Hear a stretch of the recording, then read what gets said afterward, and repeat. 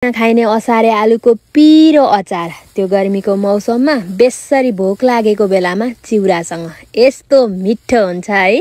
खेताला भएको दिन टन्न बनाएर दिन पनि सक्छौं। अनि आज म शेयर गर्छु है त। मैले चाहिँ उसिनेको आलुलाई अलि ठुलो ठुलो पिसमा काटेँ। त्यसपछि एउटा पराक भाँडामा राखेर लाम्चो लाम्चो गरी काटेको प्याज, हरियो खोर्सानी अनि हरियो धनिया, भुटेको जिराको धुलो पनि पिसेर छुटाउनु हुँदैन। स्वाद अनुसार नुन, त्यसैगरी खोर्सानीको धुलो, यो घरमा नै बनाएको तिलको छोप, फ्रेश कागतीको अमिलो। ओहो यस्तो मिठो हुन्छ।